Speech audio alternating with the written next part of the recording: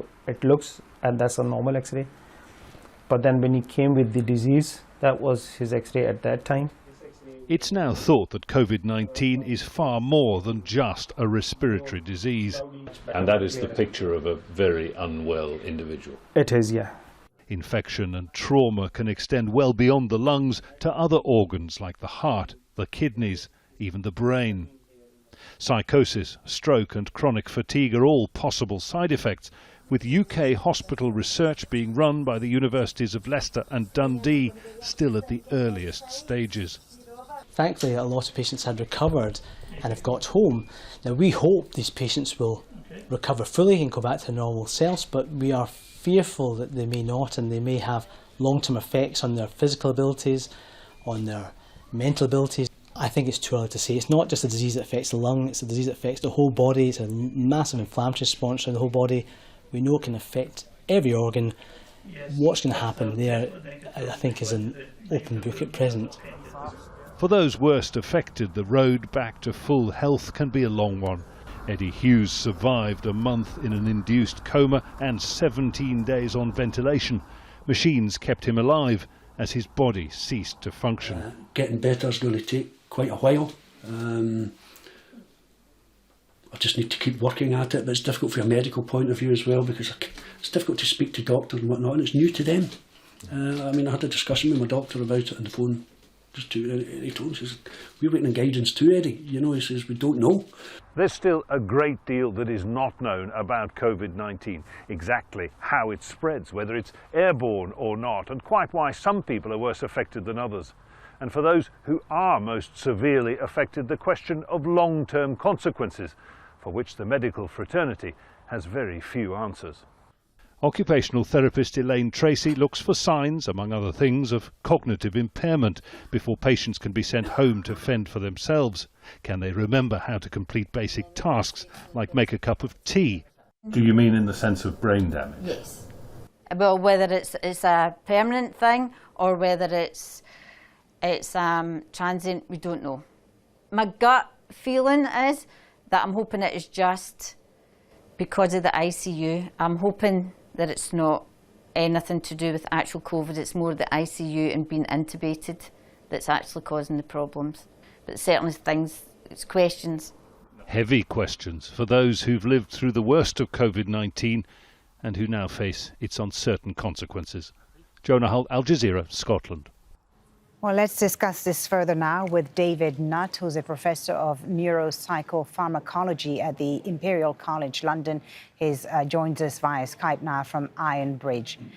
Thank you so much for being with us. How worried should people who have been, who've recovered, who've beaten the coronavirus, how worried should they be about the long-term health, their long-term health? What do we know and what don't we know when it comes to the effects, the long-term effects of COVID-19? Well, we don't know very much, but we do know that some people will have long-term negative impacts on their brain in terms of neurological changes like impaired taste, impaired smell, impaired concentration. And some people will end up having disorders like depression and PTSD, post-traumatic stress disorder, as a consequence of the virus. So the message is very clear. If you're not making a quick recovery, start to seek help, because we need to get these kind of people into trials as soon as possible. Right. The coronavirus has largely been considered a respiratory disease, but a number of studies from around the world have found a prevalence of neurological problems as well in COVID-19 patients. How devastating is the impact on the nervous system? How does it manifest itself? Well, the nervous system is affected by the virus in the same way as the body. We've discovered that actually the respiratory target is only one of many different targets of COVID, and people are dying as a result of changes in blood vessels and changes in clotting. In the same way, in the brain, it can affect different parts of the brain and it can affect different brain functions. But then there's one other really important aspect to this, which is that the people who haven't got COVID but who have been put through the COVID trauma, particularly the healthcare people, they will also suffer the consequences of seeing people die in circumstances which they didn't expect them to die. And also, they will suffer because they've been put under a lot of personal threat without, in many countries, adequate protective equipment. Yeah, and depression is an issue when it comes to COVID-19.